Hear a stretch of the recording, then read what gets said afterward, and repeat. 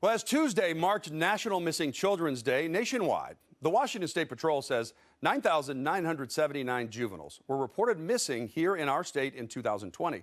And that's down sharply from more than 14,000 in 2019.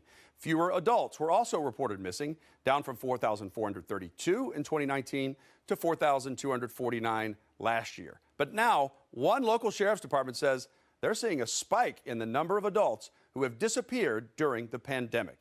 And one of those is 28-year-old Precious-Grace Tago. The King County Sheriff's Office says the last confirmed sighting of her was in Tukwila.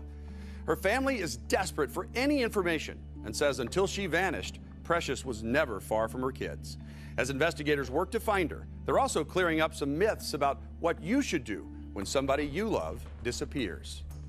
Our family wants her to come home. We just hope and pray she's safe. Tabitha Ativalu says the last time she heard from her little sister, Precious-Grace Tago, sent her text that she feared for her life. That was on June 19th. Detectives say there is some information that Precious was with a friend on July 25th, but it's not fully confirmed, and nobody has seen her since. She missed his birthday. She never misses his birthday. Like his mom, her son can be shy at times. Her and her son are really close. But he's here on camera in hopes his mom sees this and comes home. She loves her kids. She loves her family. Holidays she'll never miss. Her family thought Precious was just off doing her own thing. But when Christmas came and went with no sign of her, they reported her missing in January. That's not unusual. King County Sheriff's investigators say many people wait to file a missing persons report, which makes it harder to locate them. Was there anything suspicious in her house? Anything knocked over? Any sign of any disturbance or anything? Any fight? Zoe Birkbeck is a 911 communications specialist at the King County Sheriff's Office.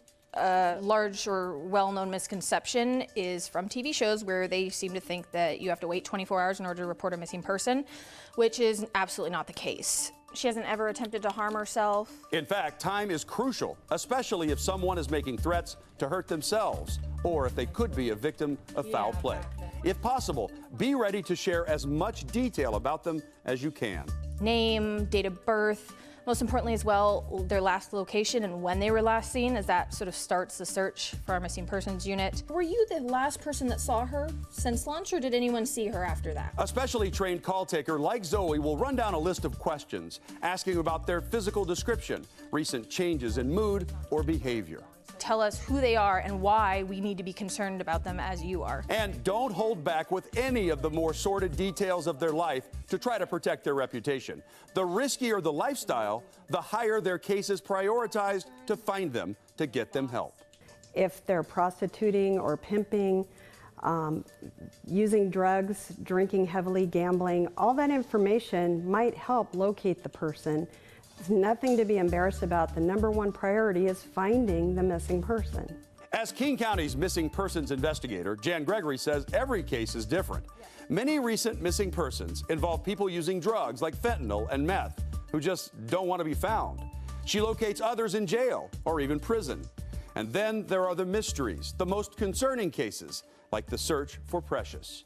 I understand that not knowing is the absolute hardest thing to go through when it's about someone you love. And even if it's bad news, I want to give them an answer. The challenges she faces are great. Cell phone companies won't give law enforcement information despite what people think. They can't ping a phone to find it unless they can show proof of foul play to a judge. Runaway teens can be especially difficult since it's not illegal. Gregory urges parents to make sure they have a tracking app on their kid's cell phone that is active and that you can access. I like parents checking what their kids are doing online. Repeatedly, we've had kids that the parents had no idea who they were contacting, and they were not contacting the right people.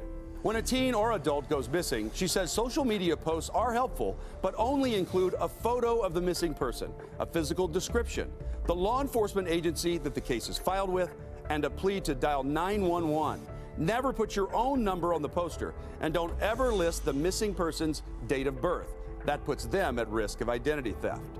Tabitha says they've done all of that and refuse to give up hope that they will find Precious, knowing it only takes one good tip to bring her home. As a family, we stick together and we pray, and just because there's nothing else we can do. We don't even know where to look. So they need some leads from you. Precious-Grace Tago is 4 feet 11 inches tall and 130 pounds. Keep a lookout around West Seattle and Burien. If you have any information that can help find her, what happened to her, anybody involved in her disappearance, you will remain anonymous when you submit a tip to Crime Stoppers through the P3 Tips app on your cell phone. Or you can call 911 or the King County Sheriff's non-emergency line at 206-296-3311.